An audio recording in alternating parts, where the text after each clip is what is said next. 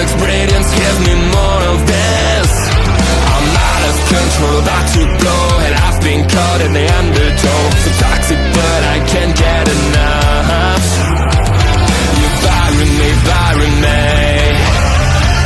Yeah, you bury me, bury me. You've got me hypnotized. Push me out of myself. You've got me hypnotized.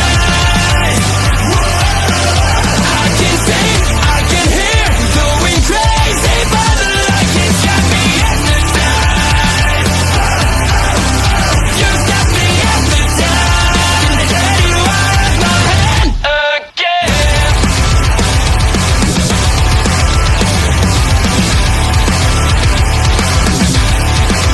Is it wrong? Is it right? It's like I've won my final war without a fight. I'm out of control, about to blow, and I've been caught in the undertow. So toxic, but I can't get enough. You bury me, bury me. I know you bury me, bury me. You've got me hypnotized. Push me out of myself. You've got me hypnotized. I can see, I can hear, going crazy.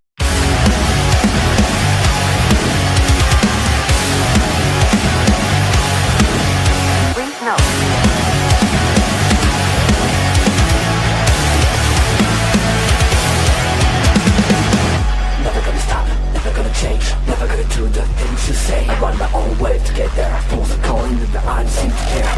In the air, no more crowd, just the opposite kind of two clouds. So tell me this time is coming, I'm sick of all your lies.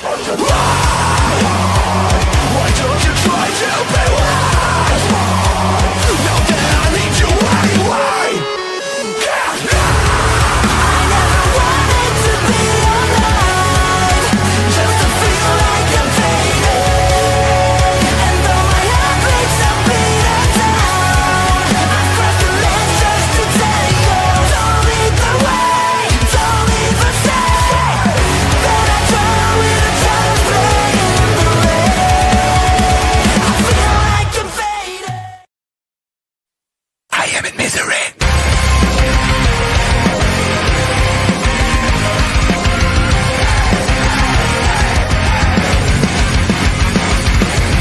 Everyone is watching me when I'm coming around. They all are judging me when I'm lying on the ground. I've got no shelter, I've got no escape. My life is a prison and I can't run away. I feel it in my bones, I'm losing it all. Stuck in my head, I am in misery. Deep inside myself, all I get, my only family. Stuck in the grave, can someone rescue me? I'm burning alive, I got it, I am in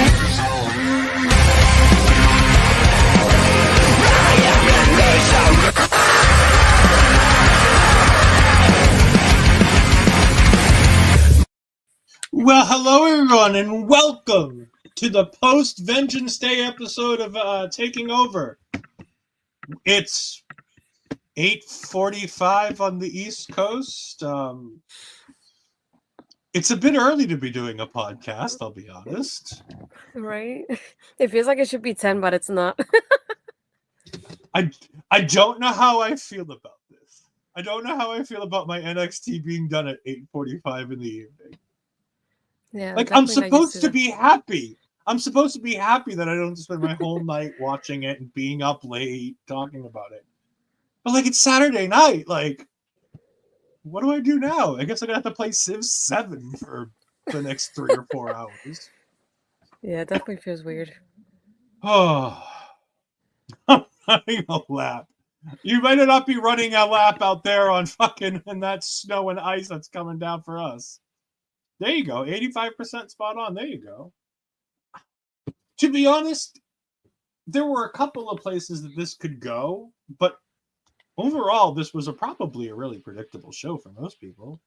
I think you and Santi did a really good job of hitting the nail on the head for pretty much everything. I have one, I think that was wrong, if I'm not mistaken. Yeah, everybody but me got Eddie Thorpe beating Trick Williams wrong. No, I had picked Trick anyway. I wasn't expecting Eddie to win it, but that's the only one I had.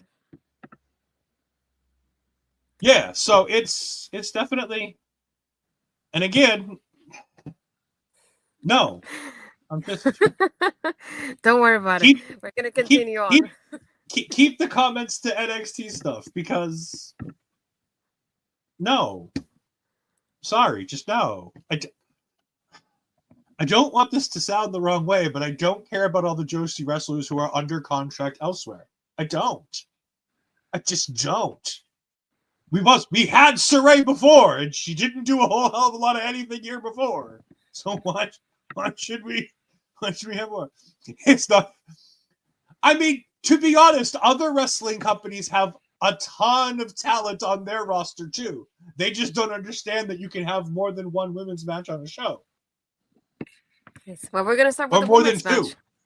I like how we started and we ended with ladies. Yes. We did. We started with the women. We ended with the women. The women were the only surprises of the night for a lot of things. Yeah, pretty much. So I guess we'll start where NXT started in the very beginning of the show. Stephanie Vaquer is the new Women's North American Champion. La Primera is now number 1 in that division. It was a good match. Yeah. So Fallon Henley has this really good, ugly wrestling style. Nothing she does is like clear cut, crystal clear the way you would teach it. But for some reason with her, it just kind of works. Her and Stephanie had relatively good chemistry tonight. It does take Terrible Toxic down about 6 notches to have Stephanie basically single-handedly take out the entire group. That's true. However, it clears the way for future storytelling matches. We had Kalani Jordan, Jada Parker, and Carmen Petrovic all sitting at ringside to watch this match. There's a lot to like about this match, and Stephanie coming out on top opens this division up. But again, we go back to the same thing we've been saying for a while here. With Giulia and Stephanie at the top of these divisions, there's not a lot of upward momentum for some of these women on the bottom of them. I still think that's a problem, but it's a good problem to have. It just, I feel like I was very torn about it, like I mentioned in the previous show, because I do understand that point, because it just feels like for at least for quite a little bit of time, you're definitely going to feel like whoever goes against either one of them is going to lose their match. But at the same time, the match itself is going to be great. When you watch it, it's going to be entertaining. It's going to be fun. And I feel like going against people like Giulia and Stephanie is definitely going to help these ladies grow. But it's just going to become a little bit predictable for the next couple months for us. I think that's the only downfall of this. Unless I decide, like Santi was saying in our show, maybe do like a double champion sort of thing. And then, go on from there and do something different. Who knows? Or maybe have Stephanie lose the championship and have her go against Giulia, perhaps. But I feel like for a little bit, if with both of them remaining as champions, I feel like it'll take some time. And that will be predictable with the winner of the match itself. But again, it's going to make for some fun, entertaining matches along the way, though. Yeah, I agree. It's just... Certified. Hi, Ophelia. I'll see you tomorrow. Moi? No, I think she's talking about me.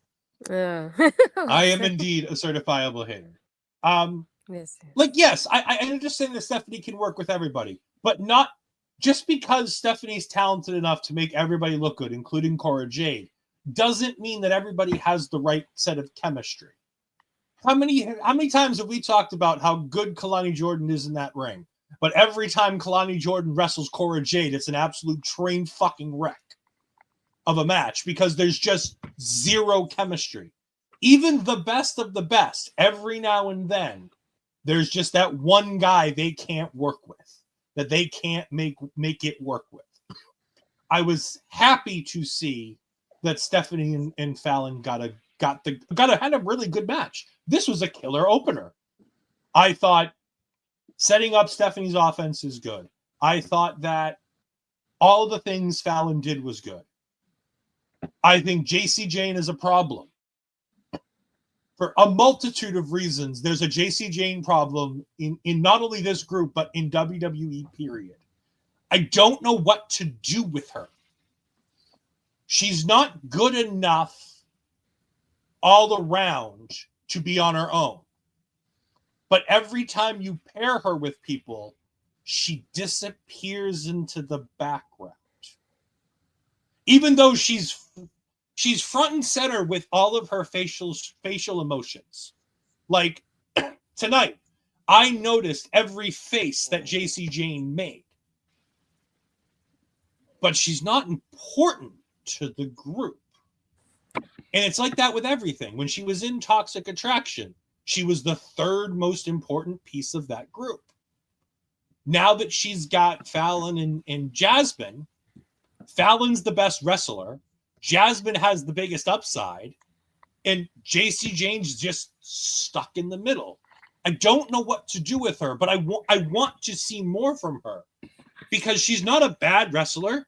She cuts a good promo. But for some reason, every time you put her with people, she disappeared in the background in Chase U. Do you know how bad things have to be for you to disappear in Chase U? It goes back to that point that I've had from the get-go. I feel like even with Wendy leaving, they should have been broken up Toxic Attraction. I feel like Gigi, yeah, she's doing fine with Chemical X, but at the same time, it just feels like her and Gigi, they will always put them in groups instead of leaving them as they were together, because they were fine together. And I feel like even their feud wasn't even the best thing in the world, and you could just, if I could erase that from history and keep them together instead, I would have done that in that timeline, if possible. And I feel especially around that time when they were teaming up still, they could have been great in the main roster together. They could have been, and kind of like that, taking turns in the women's tag team division as well. They could have been in early matches on the main roster as well. They could have been in the Rumble, for crying out loud, as well. You never know at this point. And I feel like them being in Toxic Attraction definitely put them in a good spot. And they just don't know what to do with either one of them, because it also happens with Gigi. You see her, they never leave her alone for too long, and they always put her in a group somehow. And it's like, the problem would have been solved. They just let them together, and then this would have been different. And I feel like they were fine together. They really had a lot of chemistry as a team, even with the people that were going against. So there was nothing, there was no reason for them to really break up. They could have been like, oh, we got rid of the Mandy problem. We don't need a leader anyway. We could just, be ourselves together because we're already friends.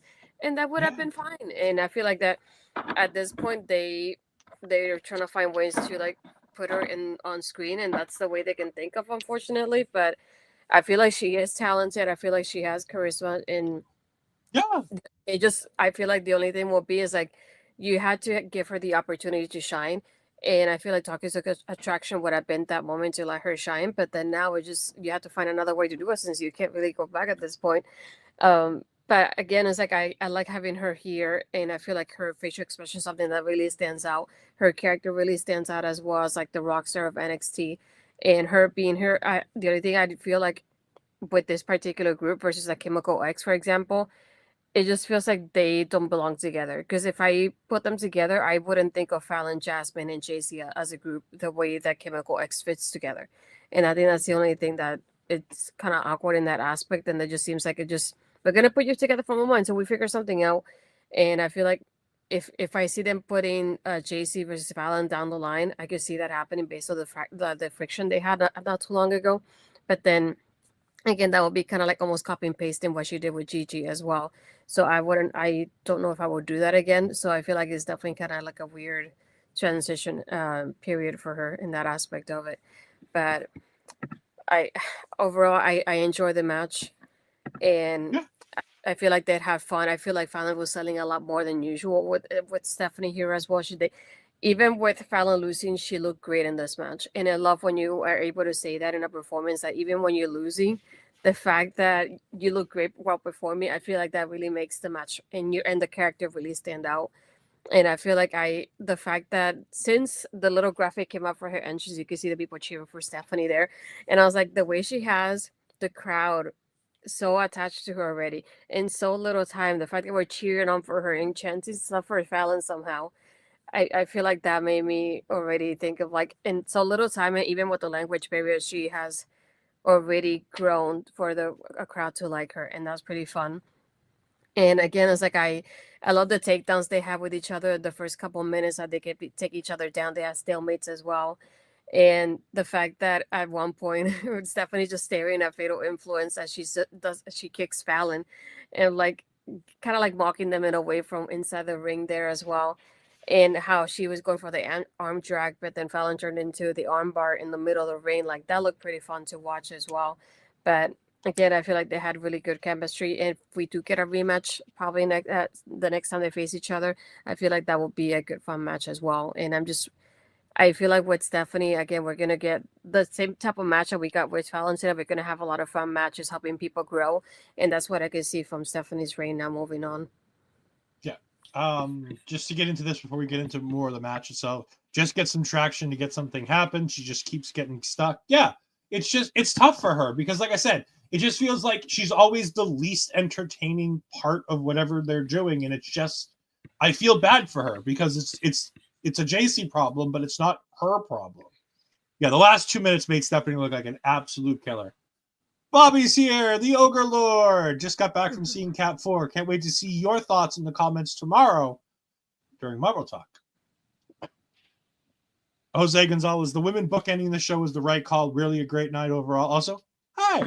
And if you haven't, make sure you go back after this show and go watch the Mother Talking post show where they had a special guest today. And you can go ahead and see all of that in the RuPaul's Drag Race post show that we have here every Saturday afternoon with Jose and Auntie Collins. And any friends that they choose to bring along, we always enjoy. Well, we move on from that to, well, something a little less interesting. Yes, something, no. Like, okay, this match was fantastic, but the ending made me sad. But let's let Astrid talk about her boys for a little bit longer. It was a fun match, though. I really did like the aspect that even though I love and I'm cheering on, and I picked Naxium as my winners for this match, the fact that they made me doubt myself so many times during this match is the fun part of this, because there were so many aspects that I went, oh no, there's a 3 count, oh no, it's not, and I'm like, no, it's not, what's happening, no, it's not. But Inamura, he's so fun. And I wish we would have seen a little bit more of him like this before the show.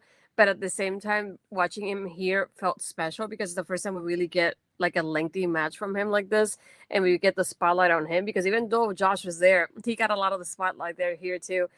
And it was just fun to watch him. I was like, I like how the double team moves they have with each other, and even him trying to stop the guys, because at one point he had Axiom in front of him and then Nathan jumps on his back to take him down, and he's taken down for like a moment there too, but then he powers back up and takes them both down. I was like, he looks so great while doing this.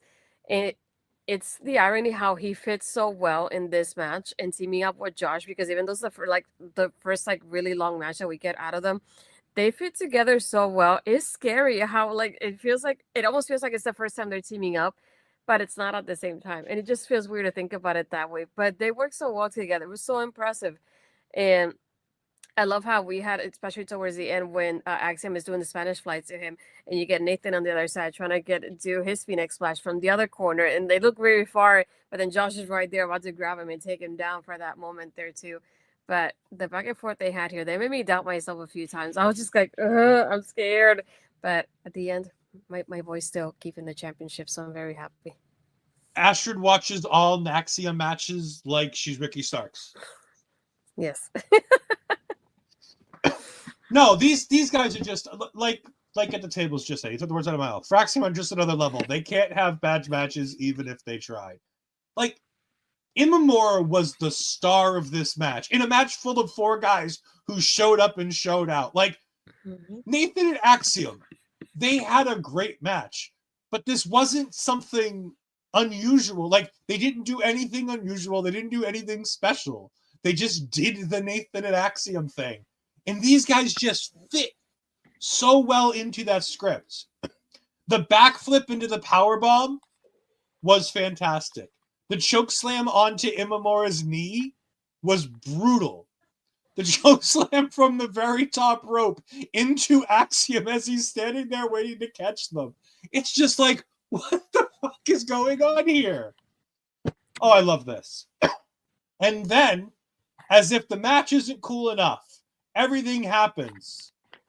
We then get the debut of, as I'm calling them now, the group. They are the group. The group that gave us this. And this is the best image I can get of them. Mm-hmm. Just so we can clarify, this is Dion Lennox, Mr. Readerman, Shaquan Sugars, who's coming off of an injury, Cutler James, who's making his NXT television debut, and Osiris Griffin, who is also making his NXT debut. And I'm sad that I lost Ricky Starks' new name being Osiris Griffin in the pool, because I thought that would have been a great new name for Ricky Starks just to fuck with people.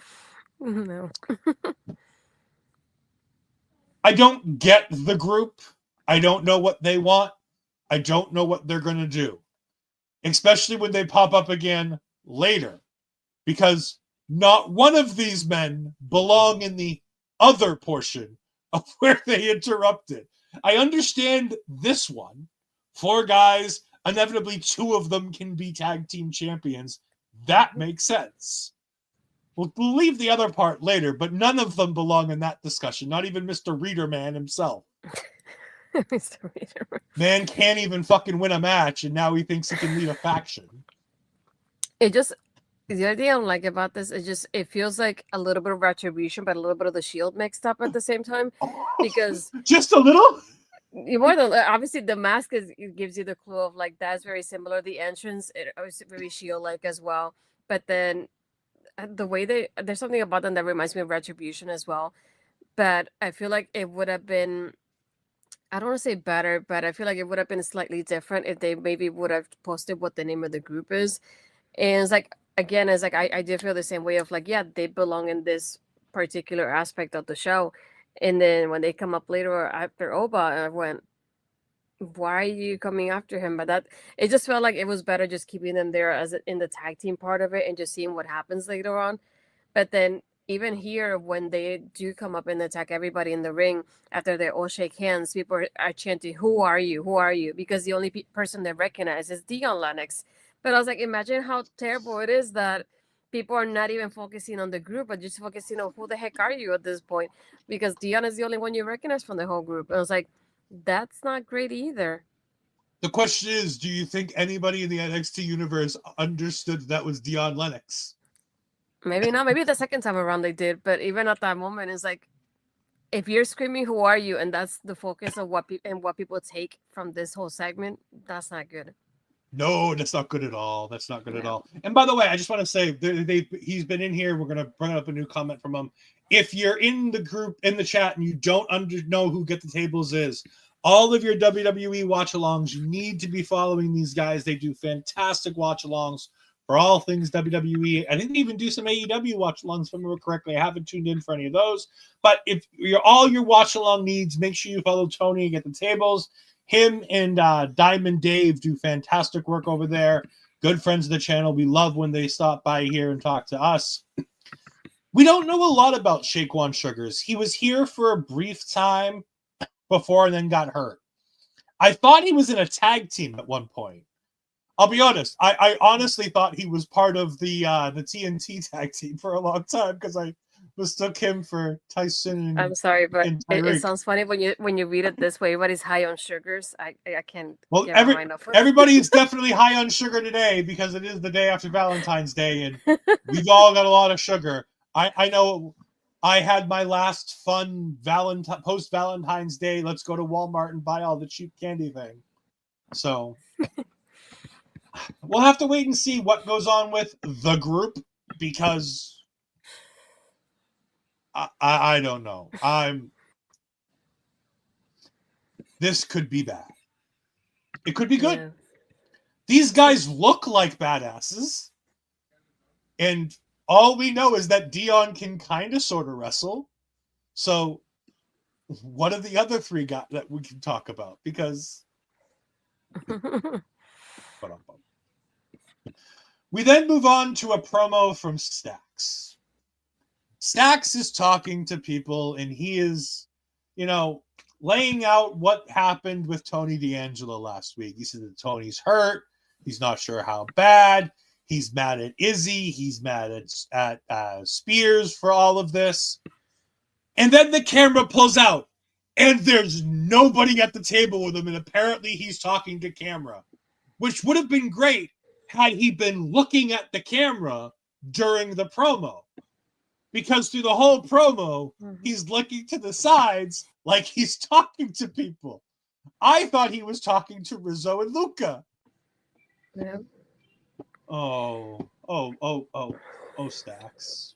Oh, Stax. Oh, Stax. It appears like we're going to be getting Stax versus Spears on our way to Roadblock, where we're going to get Tony versus Spears. Probably. Fine. I guess. Okay.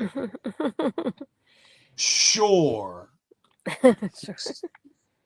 Like, what the fuck do I talk about? Like, what is there to talk about with this? Like, he was talking to nobody. Literally nobody. He's talking to the camera. Awkward. Yeah. Very. We then get the strap match. Eddie Thorpe versus Trick Williams. I thought this match was fantastic. I thought this was great. They bring up that Eddie Thorpe's been using the underground in the strap matches, and he wants to make the strap match his match. And I'm like, all right, cool. That's not bad, because they don't use the strap match every time Eddie Thorpe needs to settle something. So it's not Lola Vice bad. That's But all I could think about. But like at the same time, this is the only, like, between this and Underground, that's the only specialty matches that he really does. Mhm. But if they save it for like a year apart, it's not overdone, as long as they don't keep doing every feud that Eddie does like this. But I think the idea of Eddie Thorpe being like, no, I'm going to make the strap match my match, it's a cool idea, and I like the idea of that gimmick where he's going to... The Undertaker had the casket match. Triple H, at the end of the day, it was more Triple H's match, had Hell in the Cell for a long time. Like, everybody kind of gets this thing that they're either really good at or that's part of who they are. And as long as you keep it sporadic enough, like you don't have 3 casket matches in 1 year, you don't have Lola Vice always finish her feuds inside the NXT Underground, you're fine. Mm-hmm. I thought this match told an incredible story. Eddie Thorpe being mad at the fans, literally yelling at the fans throughout the entire match. As the fans chanted, "Whoop that trick," and "Fuck you, Eddie," Eddie Thorpe is giving it back to them the whole time. Eddie Thorpe is a master in this match of how to use the strap to his advantage. Every time the strap was really used to a person's advantage, with the exception of Trick hulking up and whipping Eddie with it, it always seemed to be Eddie Thorpe doing all the cool and interesting things. Wrapping Trick up around the corner post and then whipping Trick like that because he can't get out of it. And then getting distance and then being able to pull Trick into the turnbuckle again. Like, really cool and interesting stuff. Trick Williams hits the trick shot knee. Eddie Thorpe rolls to the outside. Trick tries to drag him in with the strap, realizes it's not going to work, goes out to get him. This next minute is the only problem I have in the entire match. The moment Trick rolls him back in, the match falls apart for me.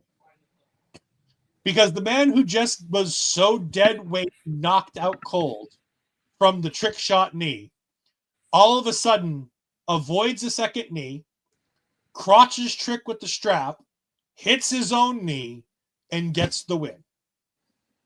in a span of a minute. I has questions. I has problems.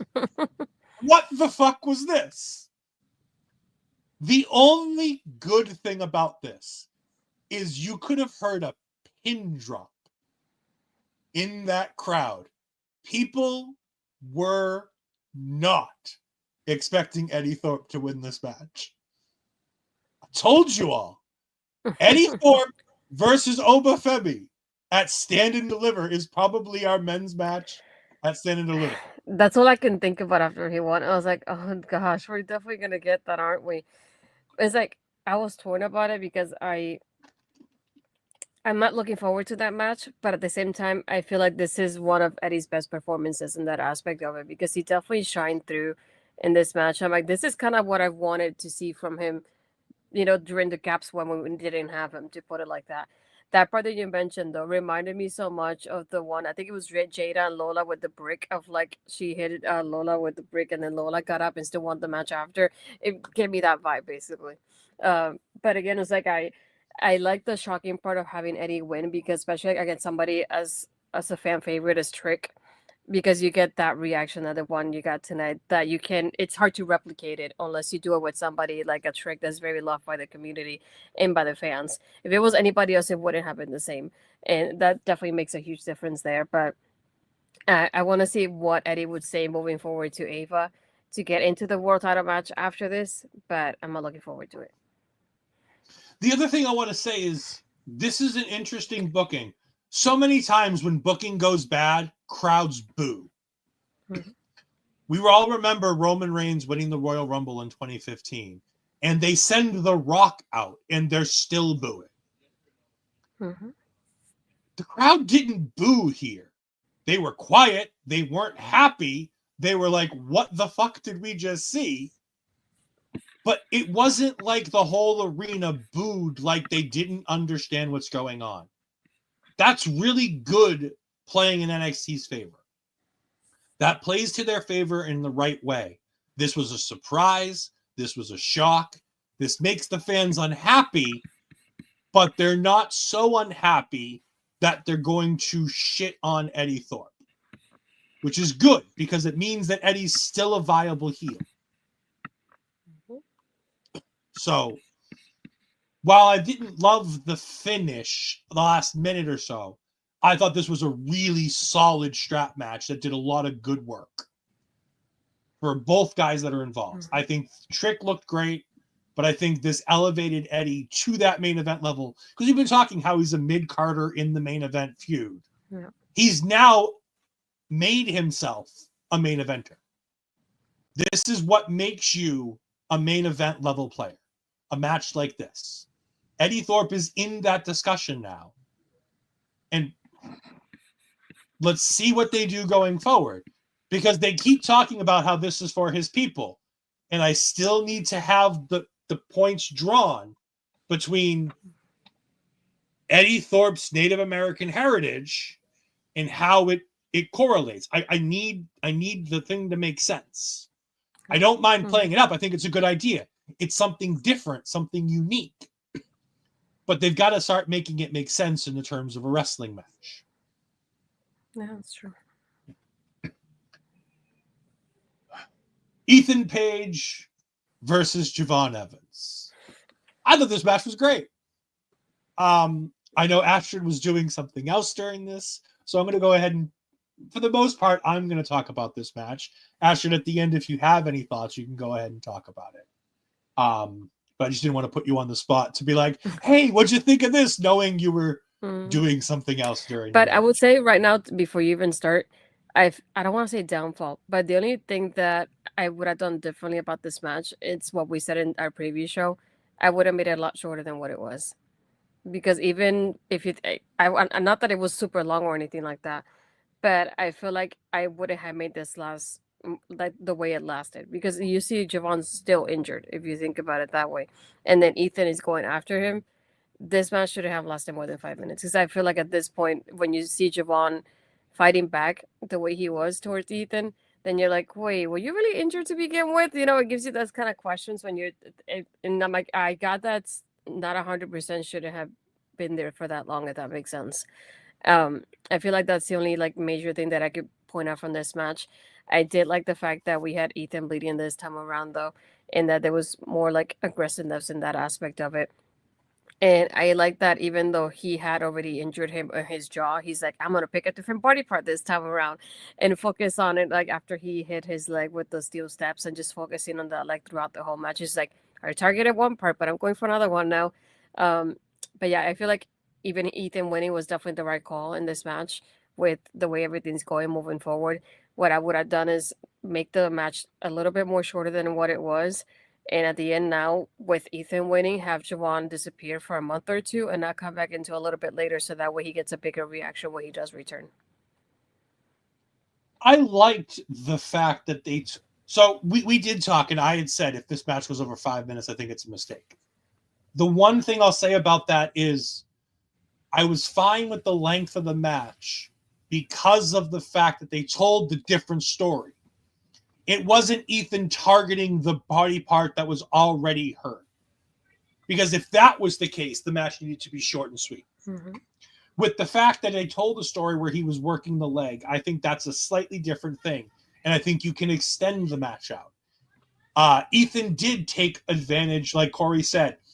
He came in with a game plan to hit Javon in the mouth. However, another opportunity presented himself, and like a true veteran, like a true asshole, Ethan Page was like, oh, look, broke a hurty foot. I'm going to play with this. I also want to say that I commend Javon Evans for the change in style for this particular match. So many times somebody gets injured, they have this, I'm going to come get this guy, and they don't change their in-ring style to match the temperament that they're giving in this match. Javon didn't. Javon wasn't the bouncy one in this. One, he couldn't be because Ethan kept targeting the leg. But two, so much of this was Javon angry and really being a more physical, dominant competitor, trying to injure Ethan the same way he was injured. And he even did at one point jump on Ethan's jaw, like full 1 foot right down on Ethan's face. Love this match. Love what they did to it. The fact that they told a different story that I wasn't expecting was interesting. Because at least if they're going to make me spend 8 to 9 minutes watching Javon Evans versus Ethan Page, the one time Javon gets hit in the mouth, that's it, that's all, end of match.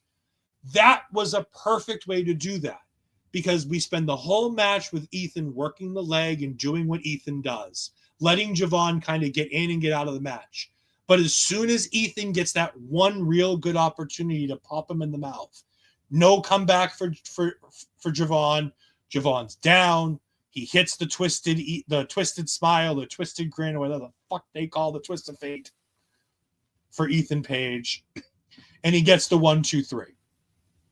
I thought this was a very well-told story that changed what I was expecting to see into something interesting and still gave me the outcome I wanted. Javon's re-injured. Ethan did it. It only took one real good shot to the jaw. They did all the things they needed to do, along with giving us an 8 to 10 minute match that was really actually kind of interesting throughout the whole way, even if it wasn't the 5 minute squash that I kind of wanted. So at the end of the day, I think they really hit their mark with this match. I was very excited for afterwards. I was very excited to talk about this because Ethan's so good at being the bad guy. And he took the opportunity to really let Javon get character work in, which is the one thing we keep saying that we're missing from Javon. He's bouncy, he's fun, he's interesting, but there's no depth of character to him. In this match, we got depth of character, and we can see that there's another side of him, this evil, angry side that can change the bouncy dude into a fighter. And there's a little bit of interest there that I'm like, all right, this Javon there might be more to this Javon Evans than we thought. And that's always good. I want more depth in my professional wrestlers. Not every wrestler can be The Undertaker and essentially be the same dude for 27, 28, 30, 40 years. You know, everybody changes in a... We hate him and we don't like to bring him up. But Chris Jericho. The reason why Chris Jericho is wrestling-wise at the top of the Mount Rushmore for so many people is because Chris Jericho adapts and changes. We don't always like what he adapts and changes into. But Chris Jericho is always changing and adapting. His in-ring style, the character he plays, he's constantly doing something different every time he comes back. And that's what I hope we get from Javon from here on out. And yes, I don't want to see Javon again until just before Stand and Deliver. Because I think Ethan Page versus Javon Evans is on the Stand and Deliver card. I think it's no holds barred, last man standing. And I think that it should be a lights out match or an unsanctioned match. However, whichever terminology you want to use for this. It needs to be a fight without honor if you want. Like there's 1,000 names for what this match is. But it needs to be a referee literally there to count 1, 2, 3 and nothing else. But I'm still interested in the story because they did a good job telling it. I think also, thinking about the aspect that you mentioned about Ethan bringing another side of Javon here, I think that this is also a reason why you bring people in like an Ethan and a Ricky Starks who are a little bit more established and have a little bit more experience than most of the roster, because they're able to bring out something different out of the people here. And you can see that with Javon and Ethan. And it's like, not everybody can bring that out of Javon, but Ethan's definitely one of those people that can do that. And that's why you always have these people that are more either veterans or have a little bit more experience than the rest of the roster. And I feel like that fits very well with this one tonight. Yeah. We get a promo with Stephanie Vaquer backstage. She says she's excited to be the champion, but she's not leaving just yet. She wants to watch the main event. In here, we also got a Ricky Starks promo that I believe is the exact same thing we saw on social media earlier, where he cuts another promo with a whole lot of absolutes, but no Ricky Starks anywhere in there. And I think he's signing his contract on Tuesday is what he mentioned. He did say he is signing his NXT contract Tuesday night. So we'll for sure get an answer Tuesday. My guess is Ricky Starks got released out of his contract Monday. Monday at midnight and rolling into Tuesday, the contract expires. He makes a phone call to Shawn Michaels or to Cody Rhodes being like, hey, my contract's up. What do you want to do? Shawn says, show up on Tuesday, cut a promo in the crowd, don't say Ricky Starks. Kind of like CM Punk. This is my own little personal idea. Like the CM Punk thing where they're like, look, we have a deal in place. We know we want you. We know you want to be here. We can finagle on the exacts later. Just come, do some stuff. Let us get all the contract stuff done over the next week. And then on Tuesday, you can come and we can have a definitive answer as to who you are, what you are, and who you're going to be. Because they don't want him to be anything different than what he already is. So I don't think we're getting a name change. And I think it's just make sure that he owns the name and that they don't own the name. And I think that's the easiest thing, is that they wanted to make sure they had time to do their due diligence to make sure that that's not a name that can get them in trouble. Yeah, that's true. I was thinking all the same thing of like maybe with the timing they didn't have anything 100% done, and that's why they just like let's not talk about it for the moment. But the moment when he does mention, is going to get a big reaction from the crowd because it is that big moment now that he finally says his name out loud, because we haven't heard it yet. But I hope it definitely don't have a name change. I think the only thing that will be maybe a little bit different is they went maybe with the Absolute One Ricky or the Absolute One Ricky Starks instead of just Ricky Starks to make it a little bit different. But I'm just hoping that that's the only change. Yeah, I think we're going to get more of the Absolute as part of who he is, which again is fine because he's happy with that and he's been doing that forever. Also, I cannot continue. I've watched this debut from him about 100 times. It reminds me so much of Scott Hall's debut in WCW. When his contract in with the WWE and he's in the crowd in the middle of a match and he goes, "You know who I am, but you don't know why I'm here." And remember, the first words out of Ricky Starks' mouth are, "You know who I am," as the crowd's chanting Ricky Starks. Yeah. And that's I just it's a fun little play off that NWO style invasion thing. So I'm very excited for Ricky Starks to be here. But again, we didn't get the official name Ricky Starks yet. We're still on Ricky Starks' watch. We'll have answers on Tuesday. Make sure to check back then. No. We don't. I'm not saying he does the whole thing. I'm just saying it's nice homage. No. We're not pairing Ricky Starks with other people. We're not pairing Ricky Starks with other people. No. Leave Ricky alone. Let Ricky do his own thing. We don't need a group with Ricky.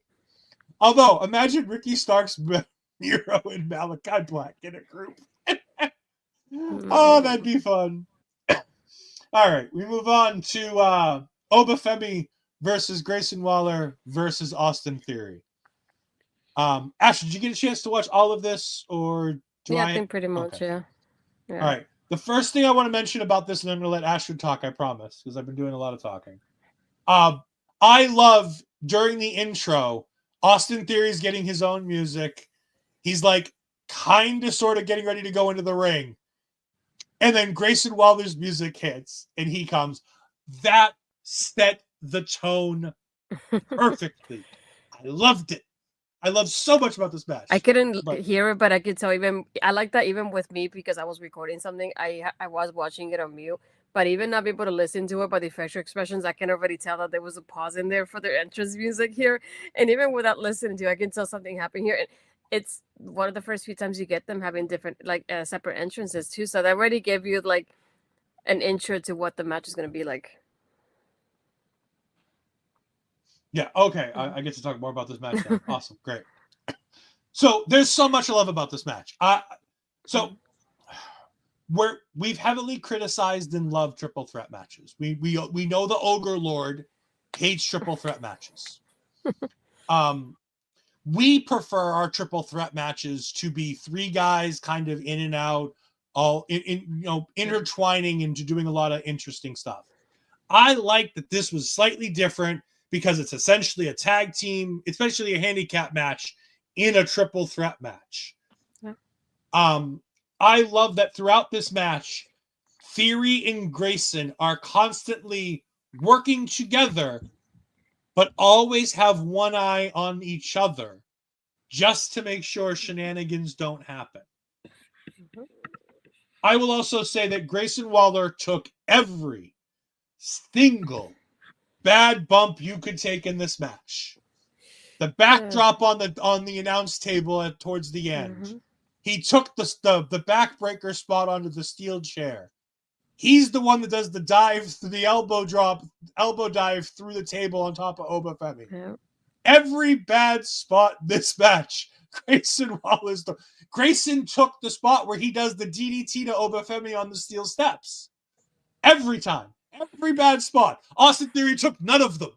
None of them. Every single one of them was Grayson Waller.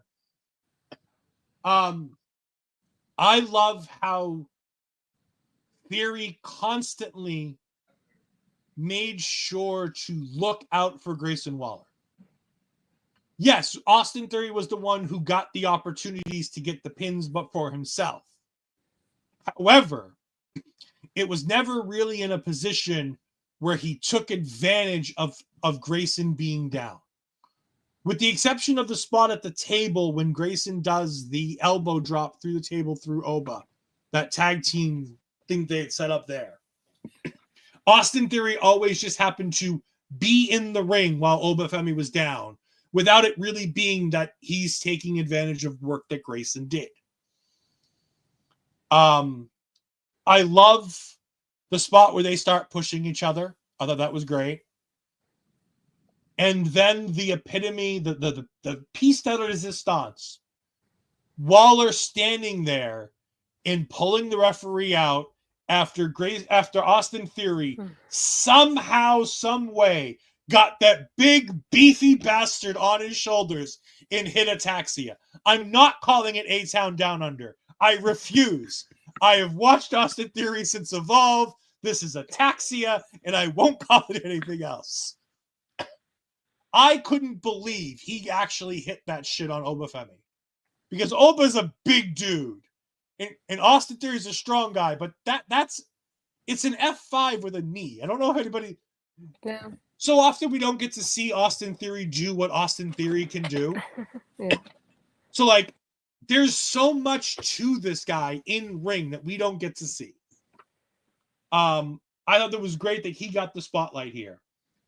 But of course, Grayson pulls the referee out. These two get into a shouting match. Oba takes advantage. He's about to hit the fall of grace on Austin Theory.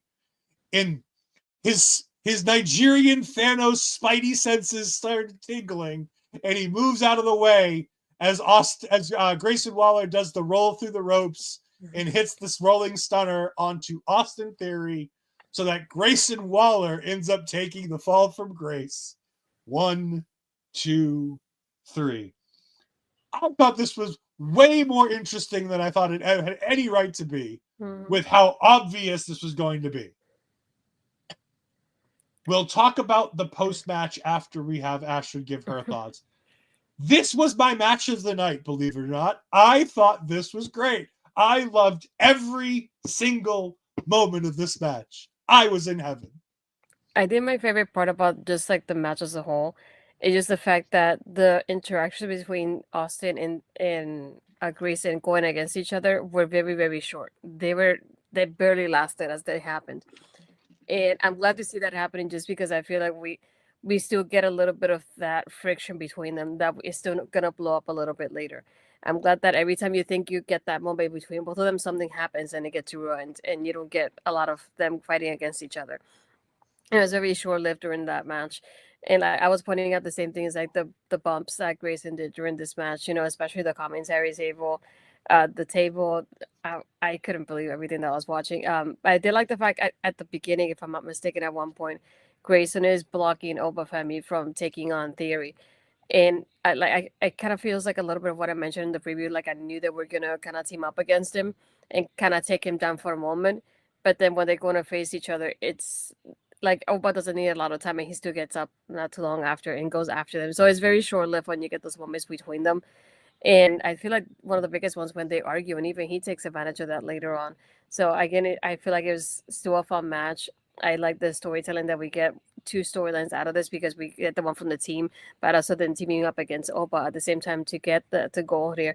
And like you said, that ending, this is one of the moments that I enjoyed a lot from NXT. Those moments that are like very like picture perfect timing here, because it would have been different if somebody was slightly off. It wouldn't have been the same, and it wouldn't have pulled off the way that this ending happened.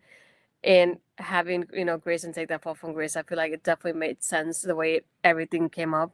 The sequence here, the timing was just great. Overall, I enjoyed it. I had fun with it, and again, it's like no surprise we see Oba Femi retaining. We knew this was going to happen either way, and this is why they had to be a triple threat. Then we get the strangest part of the night. We get the 4 dudes outside in the crowd with spotlights. And then the lights go out again, and they all rush the ring, and they all beat down Oba Femi. Why? Why? None of these guys. You could put all 4 of them together, and they're not going to beat Oba Femi. Yeah. So why the fuck are they out here? Yeah, it made this no was the most. This was the most baffling portion of the night. I was down when they were part of the tag team thing. I'm like, that makes sense. That's exactly where these 4 guys belong. Let's leave them there. I feel like I'm not saying that this is what's happening. I'm just saying it would have been differently, though, if they had given us kind of like a preview that there's somebody behind the group, that's somebody bigger, and he's using the group as like his muscle kind of thing. I feel like that would have made a little bit of a difference, just because you're thinking, oh, there's somebody bigger than them, and they're gonna target Oba, and that's why they're putting down the group to like weaken Oba. So that would have made sense to me if you had seen something like that beforehand, weeks ahead. But then just seeing the four people, and then I think about it from like the viewers that are there live. First, you have the four people don't know them, and as you don't know them, none of these people are established enough to be in the main event scene at the moment. If it had been somebody, let's say for example like an Ethan Page, that it's already in the main event scene, and would have they said, oh, these are the people that I contracted to get to take down Oba and make him weaker, then you would have been like, oh, it makes sense because Ethan is in the main event scene. So that would have been your connection. But if you have nobody bigger than them behind them, then it just at the same time you're like, first, who are you? And second, why are you in the main event scene? So I feel like it would have made a little bit of a difference if you had either somebody bigger than them behind them, or if you would have either established the team a little bit earlier, and by the time the Vengeance Day comes up, one of them is established enough to be in the main event scene. So that would have made sense too. But I feel like the timing with this group didn't make sense to me at all here. Yeah, it's just a little awkward. There's no other word to use other than awkward. It doesn't make sense. There's no real rationale or reason why. And it just sort of happened. And it's like, all right, we move on. We then get our fun moment of the night. Ava's backstage doing her thing. She's talking about 2 weeks from now in Cincinnati. Did you know that Lexus King is from Cincinnati? Oh, Because really? apparently he texted Ava 23 times to let her know that he's from Cincinnati and wants to be on that show. So I guess we can next see Lexus King defend his Heritage Cup in Cincinnati in 2 weeks. Mm-hmm. Then we get the return, the NXT return of the NXT liaison to TNA. Ariana Grace is back. I was so happy to see her. And she didn't come alone. She brought the director of authority, Santino. There you go.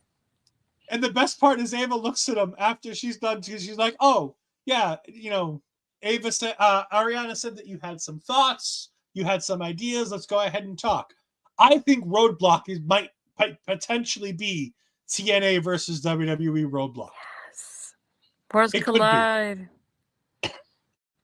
And then as they're getting ready to leave, Ava looks at the two of them and she's like, never mind.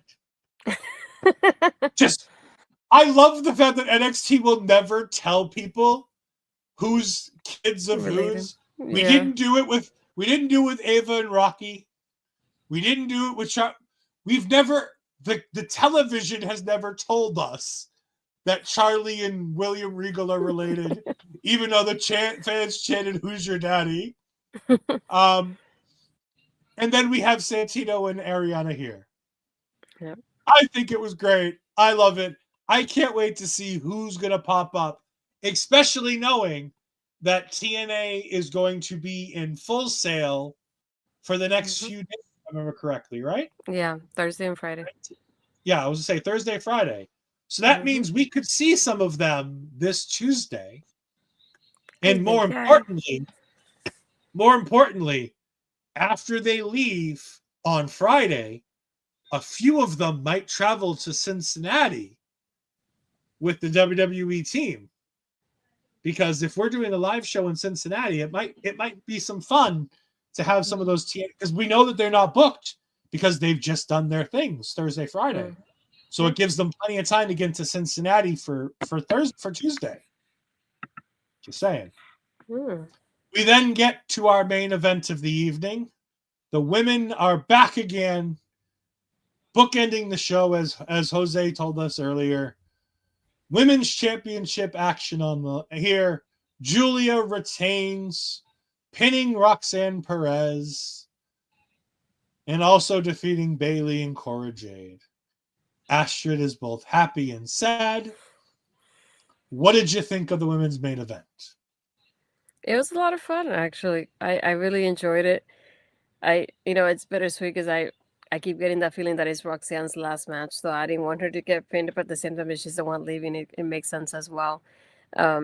I think it was fun having the little stories that we had here because we had moments that I think towards the beginning that Giulia kind of did like a double pin to Cora and Roxanne at the same time there. And then also the part that Roxanne and Bayley do the dive at the same time, but then they start hitting each other right after they land. But at least like I like how they do it. Just like the timing was really great for that one. And then we get that moment of Roxanne versus Cora that we usually don't get anyway. And I like how this happened throughout the match, and it just didn't end at that moment there. And then we have then doing the super kick to Giulia and Bayley at the same time, and again you see that how they go against each other, but they also fit together as a team there too. And there's at one point that Cora is towards the top rope, and when she's like leaning over, she looks over, Roxanne's right there. She's like, "Hi." She's like, "Yeah, yeah, I'm gonna take you down anyway."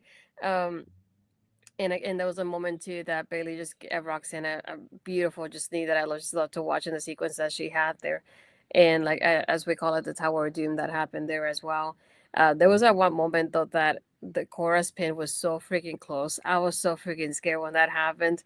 But again, I'm glad that Giulia retained, and I'm glad I got that moment that I wanted of Giulia and Stephanie with both of their championships to end the show. Well, I mean, we did get this moment with the bug in the corner and everybody here, but that wasn't the end of the show, though, was it? Yeah. Because the sirens blare and Jordynne Grace is in NXT. She's here. It's like, Oh boy. I love this match. I thought it was fantastic. Cora Jade came out of this looking like a bit of a star. mhm. Like, again, I know she's not this good, but like with this group of women, she looked great. She didn't miss a spot. She was always in the right position. She got a lot of great moments for herself. I thought this was fantastic. I thought this was a bunch of fun. And then to end it with Stephanie coming out. And there's a moment where they're both holding up their titles.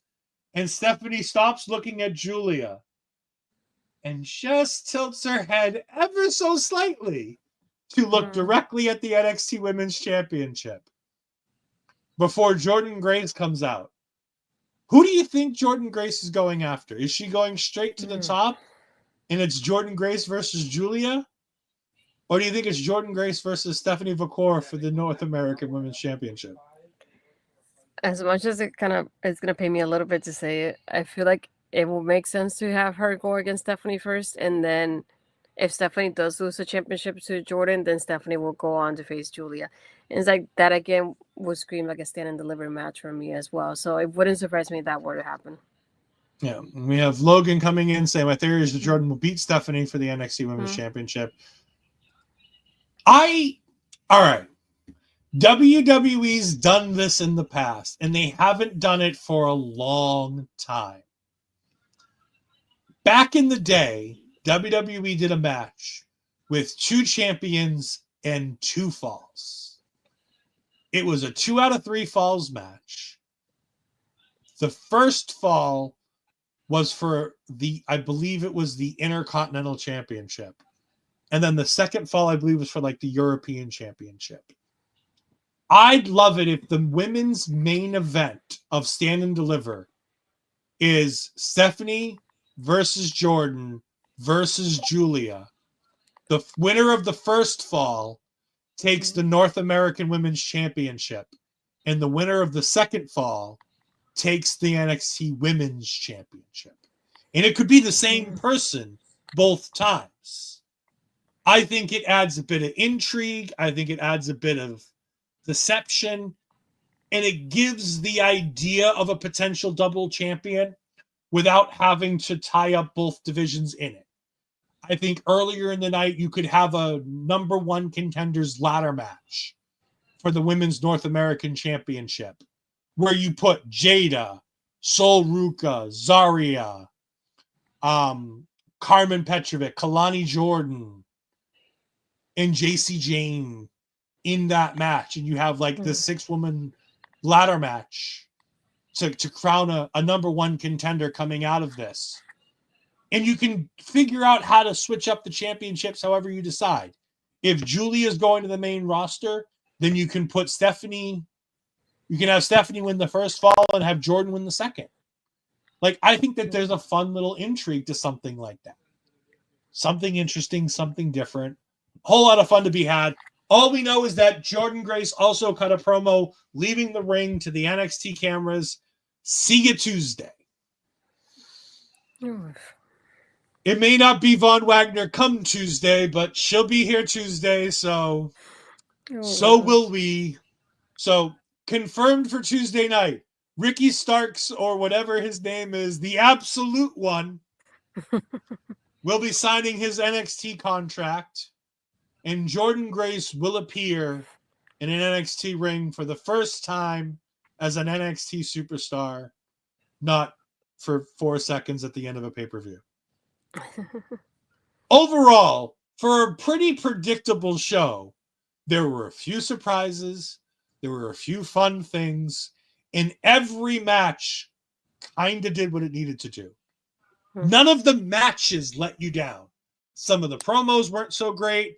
Some of the booking decisions afterwards weren't so great. But the matches themselves, the 6 matches, did exactly what they needed to do and gave us a fun night of wrestling in just over 2.5 hours. God, I love NXT. And this women's division is still... Think about this. You can take Fallon Henley, Cora Jade, Roxanne Perez, and Giulia from this women's division after Stand and Deliver and still have an absolutely loaded women's division. That's still better than any other women's division in all of professional wrestling in North America. Again, I will constantly, because of my friends from Japanese Wrestling Update, continue to say in North America because Stardom still exists. This was a fun show. Astrid, tell the good people where they can find you this week. Like I mentioned, this week we're taking a week off of WCW before we start season 2 of the Million Classic. So not this week, but the week after we'll start with season 2. Again, Tuesday with you doing Taking Over, we'll talk about what is the after Jordan's being there and Ricky Starks being there. And then Friday for Making an Impact as well. We're definitely back to watch everything unfold now. So it's definitely a lot for another exciting week of wrestling. For me, you can find me on my Twitter and Blue Skies, Astrid Pizarro, and my Instagram and Threads, Astrid Pizarro 20. And if you're on my YouTube channel, please hit the subscribe button and hit the like button on the video as well. On the road, almost there to 300 subs, so we'll make that happen pretty soon, I hope. Yeah, you're at what, 292 last I knew this morning, so you're getting there.